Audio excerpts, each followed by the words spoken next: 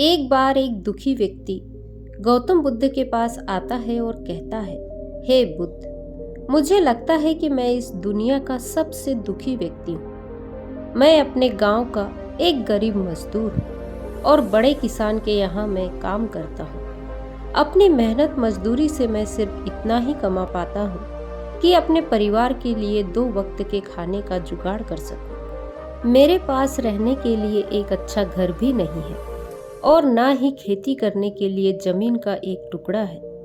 मेरी पत्नी और बच्चे हमेशा हमारी गरीबी की शिकायत करते रहते हैं और वह इसके लिए मुझे जिम्मेदार ठहराते हैं, जिससे मुझे उन पर गुस्सा आता है और घर में क्लेश और लड़ाइयाँ होती रहती है। मैं गुस्से में अपनी पत्नी और बच्चों पर भी हाथ उठा देता हूँ, लेकिन जब मेरा गुस्सा शांत होता है तो मुझे अपनी इस हरकत पर पछतावा होता है।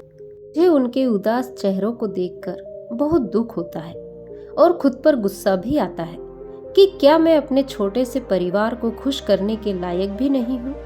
मेरे पास ज्यादा धन संपदा नहीं है, इसीलिए गांव के लोग मुझे गंभीरता से भी नहीं लेते। मेरे दोस्तों और रिश्तेदारों के बीच मेरी बातों का कोई खास महत्व नहीं होता और ना ही लोगों से मुझे वो सम्मान मिलता है जो मैं उनसे पाना चाहता हूँ। हे बुद्ध, अपने जीवन की इन सभी कमियों के बारे में सोच सोच कर मैं बहुत दुखी रहता हूँ और अक्सर अपनी किस्मत और भगवान को कोसता रहता हूँ कि मेरे जीवन में इतना दुख, इतना दर्द क्यों है। मैं देखता हूँ कि मेरे आसपास के लोग कितने खुश हैं, उनका जीवन कितना आनंदित है। कई बार तो मुझे उनकी खुशी देखकर जलन महसूस होती है। मेरे गांव का सेठ कितना अमीर है, कितना सारा धन है उसके पास।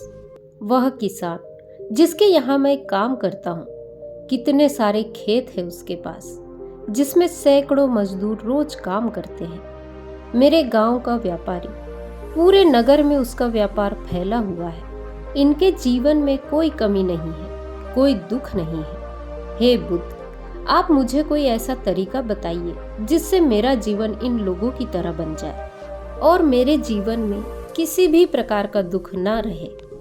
अपनी बात खत्म होने पर वह व्यक्ति चुप होकर बैठ गया और बुद्ध की बातों का इंतजार करने लगा, लेकिन बुद्ध कुछ नहीं बोले।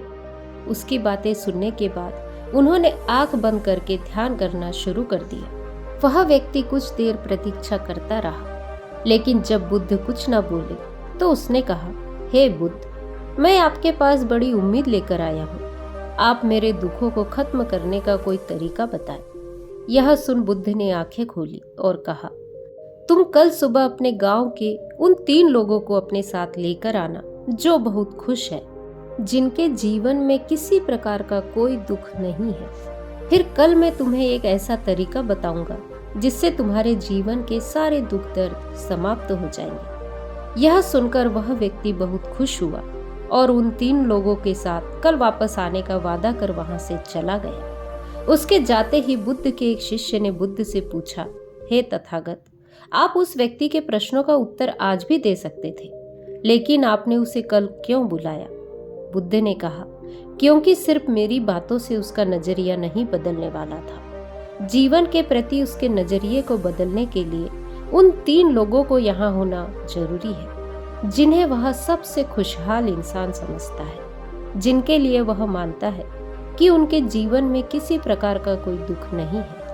अगले दिन वह व्यक्ति उन 3 लोगों के साथ गौतम बुद्ध के पास वापस आता है और कहता है, हे बुद्ध, मैं बड़ी मुश्किल से इन लोगों को अपने साथ लेकर आया हूँ। अब मुझे जल्दी से वो राज बता दे जिससे मेरे जीवन के सारे दुख, सारी तकलीफें समाप्त हो जाए।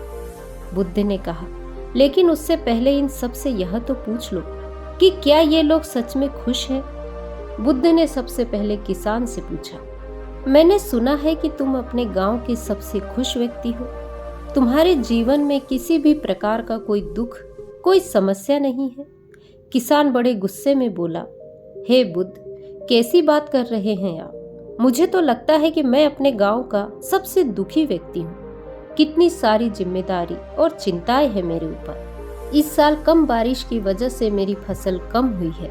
मुझे हर वर्ष इस बात की भी चिंता रहती है कि कहीं कीड़े मकोड़े और आवारा जानवर मेरी फसल को बर्बाद न कर दे। मुझे इस बात की भी चिंता बनी रहती है कि मजदूर खेतों में ठीक से काम कर भी रहे हैं या नहीं। इसके अलावा मेरी अनगिनत घरेलू समस्याएं भी हैं। मेरे बूढ़े माता पिता की तबीयत हमेशा खराब रहती है, जिनके उपचार को लेकर मैं बहुत ही परेशान और चिंतित रहता हूँ। और ना जाने ऐसी ही कितनी सारी समस्याएं मेरे जीवन में है जो मैं आपको बता नहीं सकता। बुद्ध ने किसान से पूछा, तो फिर तुम्हारी नजरों में गांव का सबसे सुखी व्यक्ति कौन है? किसान ने कहा, मुझे लगता है कि सेठ हमारे गांव के सबसे सुखी व्यक्ति है, क्योंकि उन्हें मेरी तरह खेती बाड़ी की चिंता नहीं करनी पड़ती। वो तो बस लोगों को पैसे उधार देते हैं और उससे मिलने वाले ब्याज से अच्छा खासा मुनाफा कमाते हैं और खुश रहते हैं। यह सुन वहीं बैठे सेठ ने किसान की बात का मजाक बनाते हुए कहा, मैं और गांव का सबसे सुखी व्यक्ति हो ही नहीं सकता। मुझे तो लगता है कि पूरे गांव में सबसे झंझट वाला काम यही है। मेरा पूरा दिन पैसों का हिसाब किताब करने में निकल जाता है। कई लोग तो मेरा वापस पैसा भी नहीं करते, फिर मुझे उनसे लड़ाई झगड़ा करके पैसा वापस लेना पड़ता है। सारे चोर लुटेरों की नजर हमेशा मेरे धन पर ही रहती है, इसीलिए हर समय मेरे प्राणों पर संकट मंडराता रहता है। मुझे अपनी और अपने धन की सुरक्षा के लिए कई सारे लटबाजों को हमेशा किराए पर रखना पड़ता है। वो हर समय मेरे साथ रहते हैं। मैं कहीं बाहर अकेला स्वतंत्र रूप से घूम भी नहीं सकता। सारा गांव मुझे मन ही मन लुटेरा मानता है कि मैं गरीबों को लूटता हूँ। इसीलिए सारे गरीब और मजदूर मुझे अपना दुश्मन समझते हैं और ना जाने ऐसी कितनी ही सारी समस्याएं मेरे जीवन में भरी पड़ी है कि बताने के लिए दिन कम पड़ जाए। इसीलिए बुद्ध, मैं अपने गांव का सबसे सुखी व्यक्ति नहीं हूँ। मुझे लगता है कि व्यापारी हमारे गांव का सबसे सुखी व्यक्ति हो सकता है, क्योंकि वह तो बस किसानों और कारीगरों से सस्ते भाव में सामान खरीदता है और उसे महंगे भावों में बाजार में बेच देता है और बीच का मोटा मुनाफा भी कमाता है। यह सुन वहीं बैठा व्यापारी ऊंची आवाज में बोलता है, मेरे जितना मुश्किल काम शायद ही पूरे नगर में और किसी का होगा। मुझे कारीगरों और किसानों से सस्ते भाव में सामान लेने के लिए कितना मोल भाव करना पड़ता है, फिर उस सामान को बाजार तक ले जाने में कितनी सारी दिक्कतों का सामना करना पड़ता है, फिर उस सामान को ग्राहकों को बेचने के लिए पूरे दिन मोल भाव करना पड़ता है। राजा भी हम व्यापारियों से ही सबसे ज्यादा कर वसूलते हैं। चोर लुटेरों की नजर भी हमारे सामान और दुकानों पर बनी रहती है। हमें उनसे भी अपने व्यापार को सुरक्षित रखना पड़ता है। इसके अलावा मेरे चारों बच्चे मेरे व्यापार में अपनी हिस्सेदारी को लेकर लड़ते रहते हैं। सबको व्यापार में ज्यादा हिस्सेदारी चाहिए और मुझे तो इस बात की भी चिंता बनी रहती है कि मेरे मरने के बाद मेरे बच्चे मेरे व्यापार को ठीक से चला भी पाएंगे या नहीं। और इसी तरह की अनेकों शारीरिक, मानसिक और व्यापारिक चिंताएं मेरे मन में बनी रहती है। तो इसीलिए बुद्ध, मैं अपने गांव का सबसे सुखी व्यक्ति तो नहीं हूँ। फिर बुद्ध ने उन तीनों से पूछा कि तुम्हारे अनुसार सबसे सुखी व्यक्ति कौन है?